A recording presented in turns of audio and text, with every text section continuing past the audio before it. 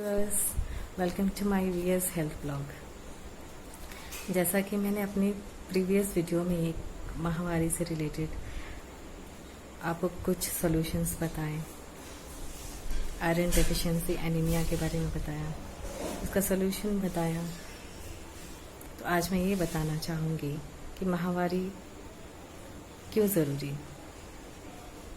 माहवारी जो है हमारी प्रजनन क्रिया, हमारी रिप्रोडक्टिव सिस्टम को स्ट्रॉन्ग बनाती है, क्योंकि हम एक औरत है, आगे चल के हमें माँ बनना है, हम माँ बनेंगी। तो इसके लिए हर महीने ये माहवारी पीरियड्स आना ज़रूरी है। अब ये देखा गया है कि कुछ फीमेल्स में माहवारी जो है रेगुलर है और कुछ फीमेल्स में इरेगुलर है।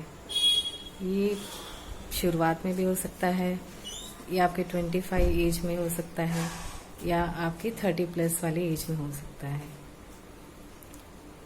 फीमेल्स इन सबको इतना ध्यान नहीं देती, जिसके कारण से उन्हें हार्मोनल इम्बैलेंस हो जाता है,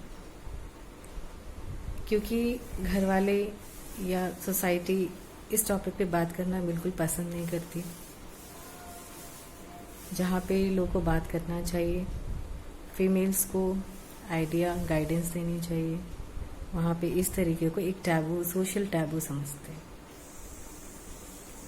तो माहवारी जो है हमारी रिप्रोडक्टिव सिस्टम के लिए बहुत ज़रूरी है। अब किस किस फीमेल्स को या छोटी बच्चियों को जिनको स्ट्रेस बहुत रहता है, लाइक स्टूडेंट लाइफ में स्ट्रेस है। अब ये स्ट्रेस जो है ये क्या करता है कि हमारे हार्मोन्स को हैपहज़ार्ड कर देता है। इससे क्या होता है, टेस्टोस्टेरोन लेवल बढ़ जाता है, कॉर्टिकोस्टेरॉइड्स बढ़ जाती हैं।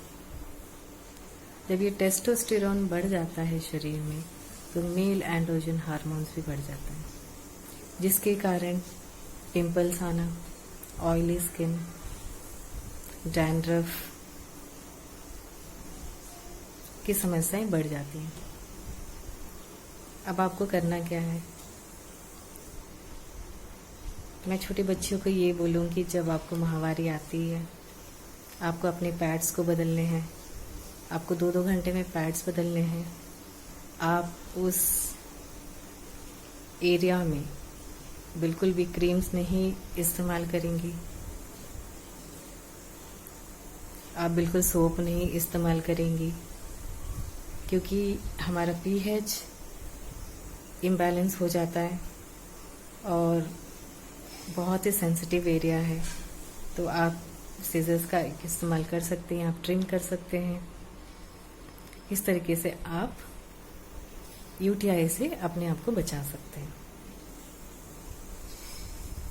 साथ ही अब आपको स्ट्रेस का मैं सलूशन बताऊंगी।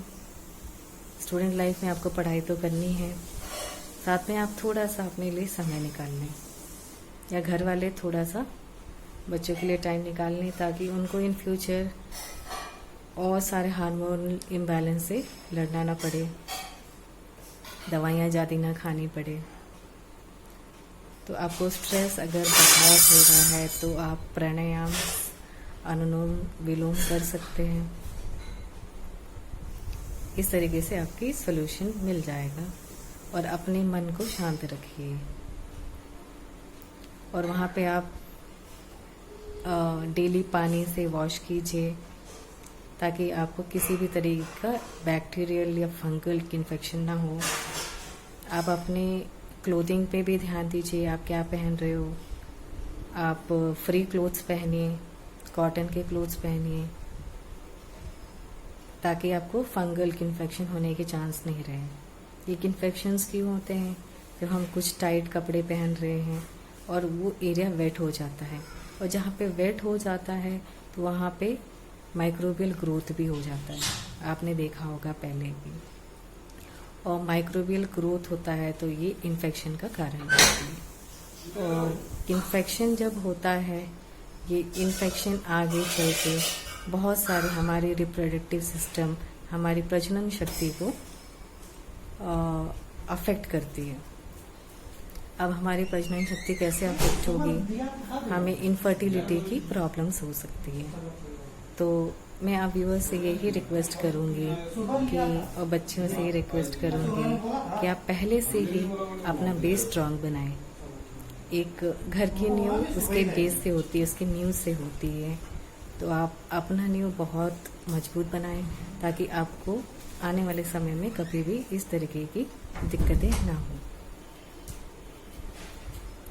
अब आगे की जो भी मेंस्ट्रुअल रिलेटेड समस्याएं हैं, इस पे मैं अपने नेक्स्ट ब्लॉग में बताऊंगी, और भी आयुर्वेदिक टिप्स भी बताऊंगी, एक्सरसाइज योगा भी बताऊंगी। Thank you so much for watching me. Please subscribe my channel. Please like my channel.